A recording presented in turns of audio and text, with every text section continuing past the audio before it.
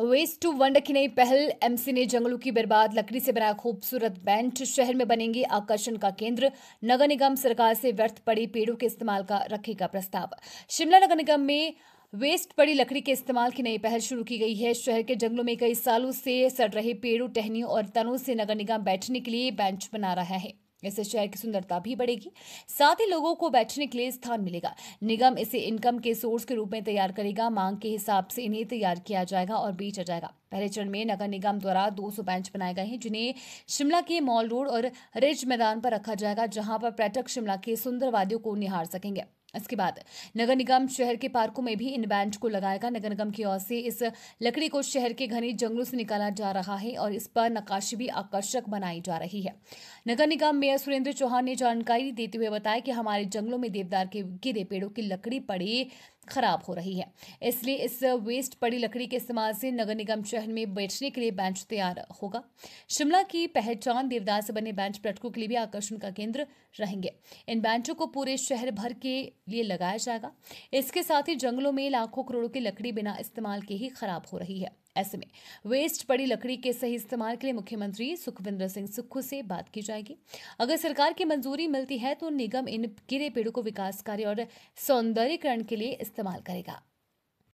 जी हाँ, देखिए, हमने एक नगर निगम की तरफ से मैंने एक प्रयास किया, एक पहल करने का प्रयास किया जो शिमला और शिमला के आसपास के क्षेत्र में जो नगर निगम की परिधि में आता है, वहाँ पर काफ़ी समय से, कई सालों से लकड़ वेस्ट पड़ा हुआ है। जैसे लास्ट ईयर डिजास्टर आया, उसमें बहुत सारी लकड़ ख़राब हुई, और उसके अलावा जो पेड़ गिरे होते हैं और जो ठूंठे बोलते हैं उसको, जैसे हम पहाड़ी भाषा में कहते हैं, उसमें भी बहुत समस्या ऐसी पड़ी रहती है और लकड़ ख़राब हो जाती है। मतलब तो उसकी उस वेस्ट लकड़ का हमने ये बेंचेस और बैठने की व्यवस्था के लिए हमने प्रयास किया।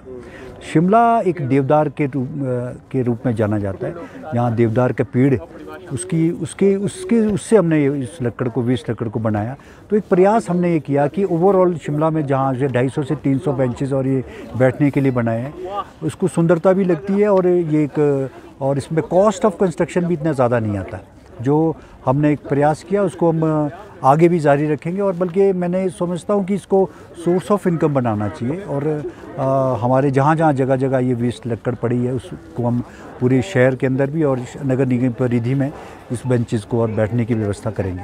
सर, ये तो वेस्ट लकड़ की बात की, कुछ वृक्ष भी हैं जो सड़ रहे हैं, करोड़ों रुपए की संपत्ति यहाँ पर बर्बाद होती है। सरकार को पत्र लिखकर जो नगर निगम की परिधि में वृक्ष हैं कि वो यहाँ पर उनका उपयोग किया जाए विकास के लिए और अन्य कामों के लिए। बिल्कुल, मैं आपकी बात से सहमत हूँ, बिल्कुल ये सच्चाई है। और इसमें हिमाचल प्रदेश में वन एक बहुत बड़ी संपदा है और जिसका संरक्षण प्रदेश सरकार और नगर निगम करती है।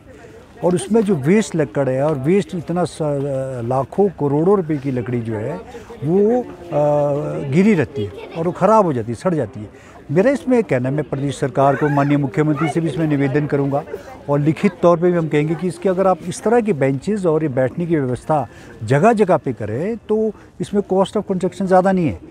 अगर इसको यूज़ किया जाए प्रॉपर्ली, और इसको, बल्कि मैं तो चाहूँगा कि इसको सोर्स ऑफ इनकम बनाए, गवर्नमेंट भी बना सकती है, तो वो उसको लोग खरीदेंगे, लेंगे, क्योंकि इसमें एक इसकी जो खुशबू है, देवदार की जो अपनी खुशबू है, वो बहुत सुंदर है। और बहुत कॉस्टली लकड़ होती है, और इसका अगर आप मार्केट से ख़रीदोगे तो बहुत महंगा पड़ता है। तो अब मैं समझता हूँ कि इसको करना चाहिए।